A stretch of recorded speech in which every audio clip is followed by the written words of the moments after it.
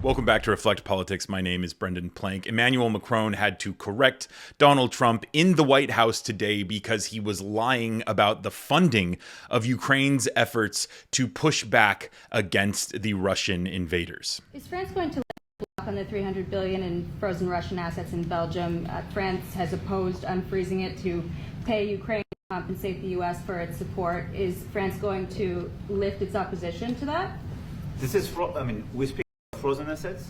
We already used them to back precisely the loans negotiated at the G7, and it's part of the sanctions. So it will depend on the follow-up of the discussions.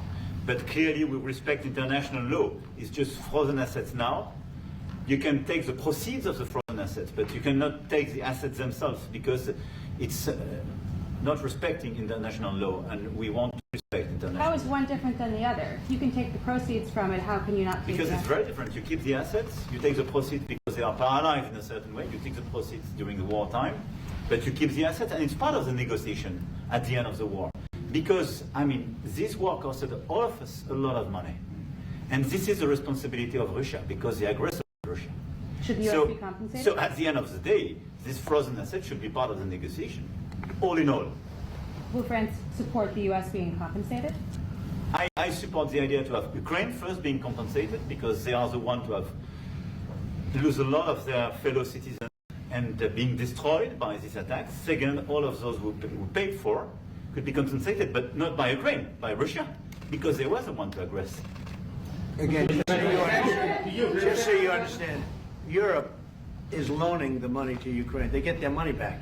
No, in fact, to be frank, we paid 60% of the total effort, and it was through, like the US, loans, guarantee, grants, and we provided real money. To be clear, we have 230 billion frozen assets in Europe, Russian assets, but this is not as a collateral of a loan because this is not our belonging. So they are frozen. If at the end of the day, in the negotiation we will have with Russia, they're ready to give it to us, super. It will be loan at the end of the day, and Russia would have paid for that. If you believe that, it's okay with me. Mr. President, They get their money back, we don't, and now we do. But that's only fair. Donald Trump's reaction there says a lot about his relationship with the truth. He said multiple times during this meeting that this could result in World War III if it's not handled properly. And yet there he is lying about the war and then brushing it off with basically calling Emmanuel Macron a liar, which that's Donald Trump's relationship with European Union leaders now. His relationship with Vladimir Putin, however, the one who started the war, couldn't be any better. This is Donald Trump being asked if he can call Vladimir Putin a dictator after he called Vladimir Zelensky one. Mr. President, you called Zelensky a dictator. Would you use the same words regarding Putin?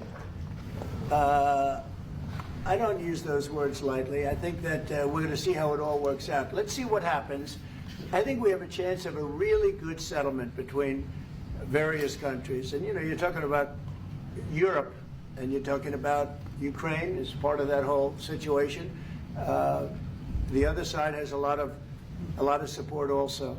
So let's see how it all works out. It might work out. Look, you can never make up lives. The one thing you can make up the money, but you can't make up the lives.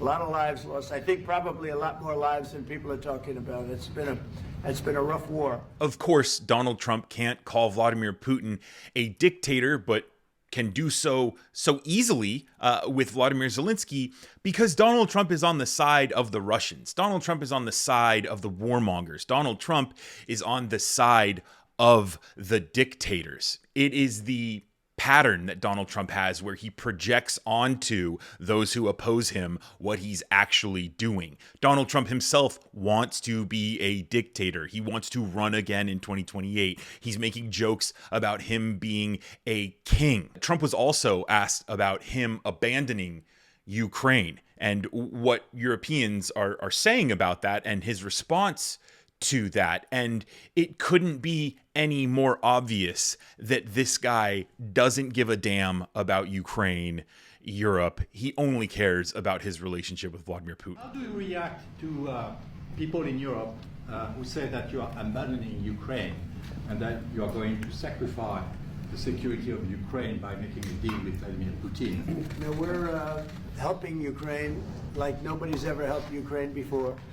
And I can say this, if I didn't become president, Ukraine would right now still be at a level where there would be no even thinking about a peace. And it was, it's a sad thing that this happened. This would have never happened, this war, if I were president. Zero chance.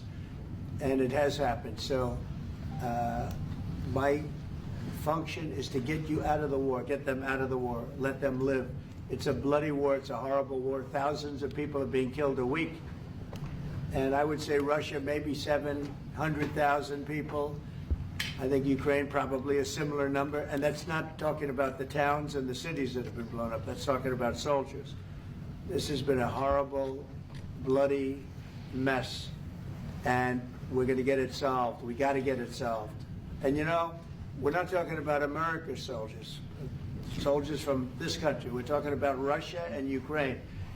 But on a humanitarian basis, we have to get this very, very bloody, savage problem solved. And I will say this also, it could lead to World War III if it's not solved. You know, there'll be a point at which it's not going to stop at those two countries. Already there's such involvement from other countries. And it could really lead to a very big war, World War III. And we're not going to let that happen either. Would you support the idea to send European troops in Ukraine to back the ceasefire? European troops may go into Ukraine as peacemakers.